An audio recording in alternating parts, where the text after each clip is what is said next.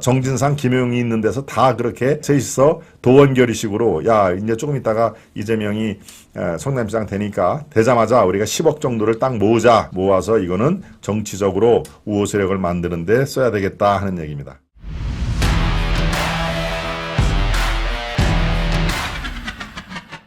(50억) 클럽 뒤집기 나선 검찰.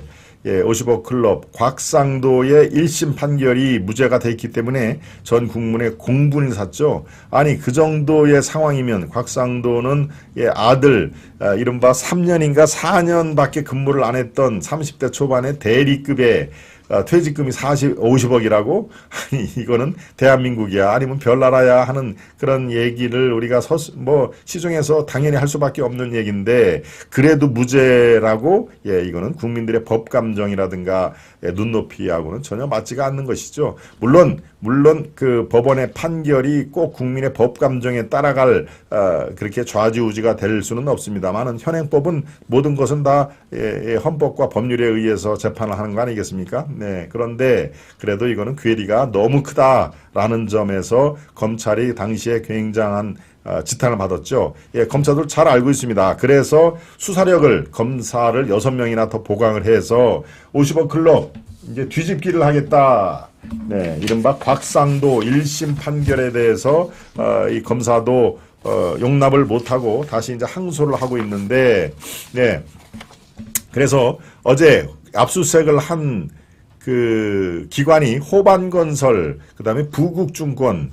호반건설은 여러분 알다시피 문재인 정권 때 굉장히 초고속 성장을 한 호남 광주 기반의 건설회사입니다.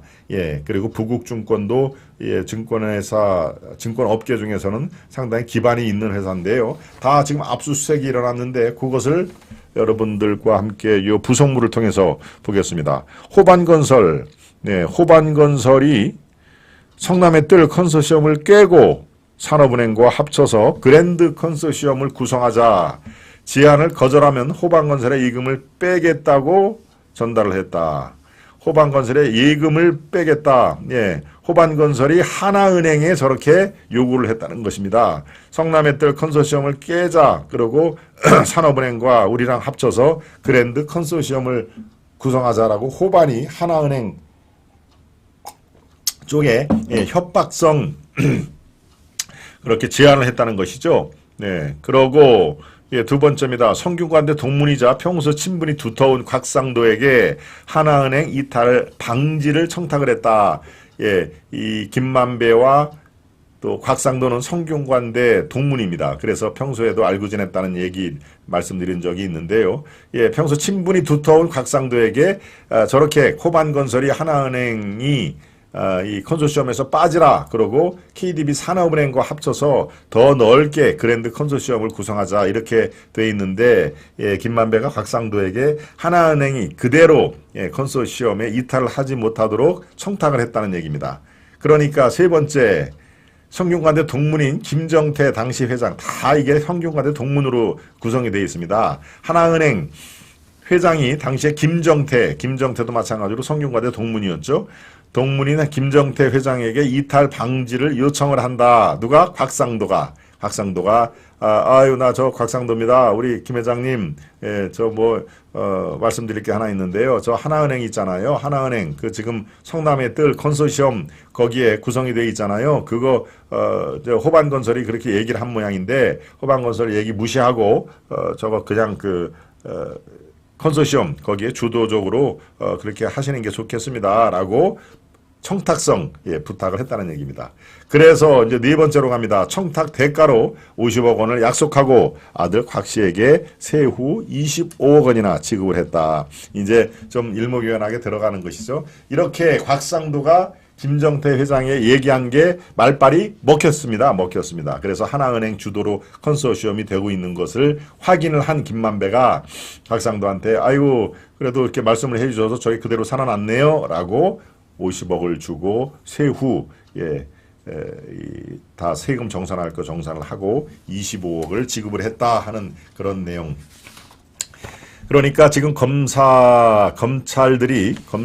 호반건설, 그 다음에 증권회사의 부국증권, 이게 어제 압수수색을 한 상황이니까요. 이게 모두 다 1심에서 내려진 무죄 판결을 뒤집기 위한 재수사에 지금 박차를 가하고 있다 하는 얘기입니다. 네. 그러니까 지금 검찰의 핵심 포인트는 이겁니다. 곽 전 의원 부자가, 곽상도와 그의 아들이 경제적인 공동체다.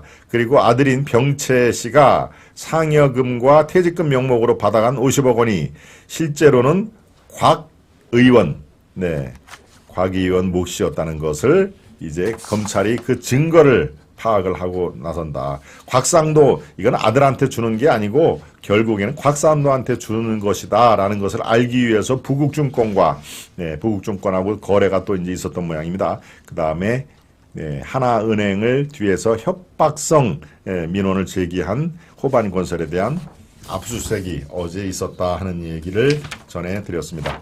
네, 50억 클럽 특검법, 민주당이 법사위를 위해서 단독 의결을 했습니다. 예, 이게 50억 클럽은 반드시 민주당 내에서도 지금 아주 예의주시하고 있죠. 50억 클럽이란 말도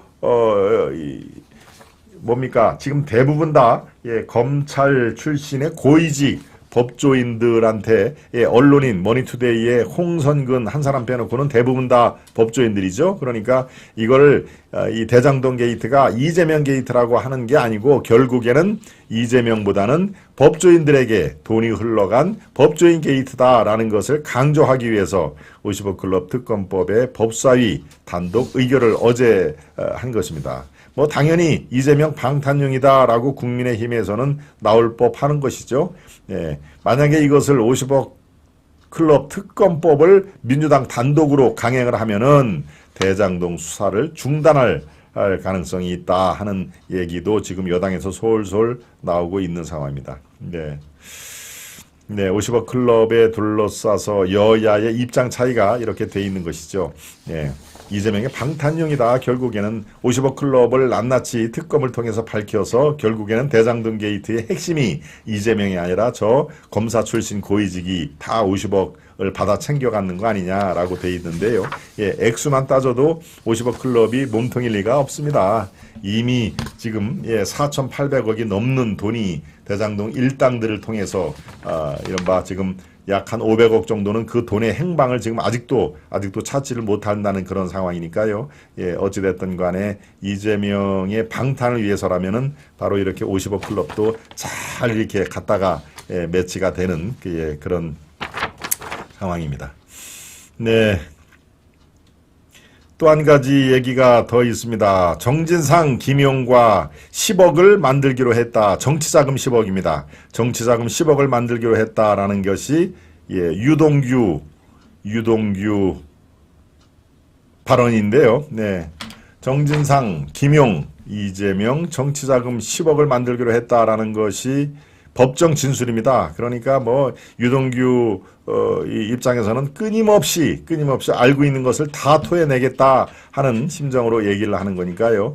예, 끊임없이 다 내가 알고 있는 거는 다 죄다 법정에서 밝히겠다 하는 얘기입니다. 이재명이 2010년 성남시장 준비할 당시에 만약에 이재명이 성남시장에 당선이 되면은 10억을 만들어서 우리가 정치자금으로 쓰자라는 것이 정진상, 김용, 유동규가 모여서 결의를 했다는 얘기입니다.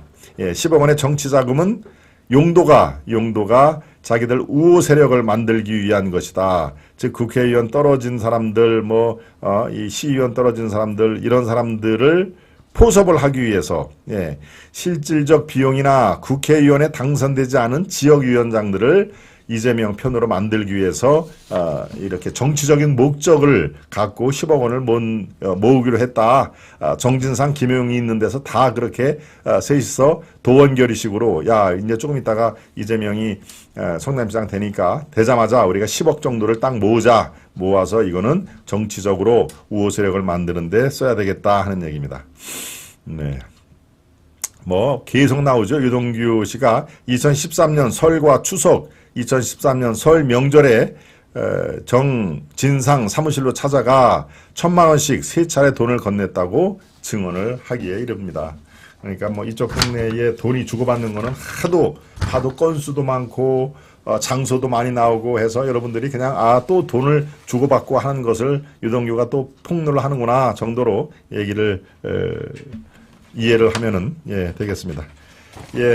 50억 클럽 검찰이 뒤집기에 나서서 이른바 압수수색을 호반건설이 뭐 여기저기서 지금 계속 나오고 있습니다. 워낙 문재인 정권 때 급성장을 한 그런 건설회사였으니까요. 호반건설과 부국증권에 대한 압수수색에 나섰다 하는 얘기까지 살펴봤습니다.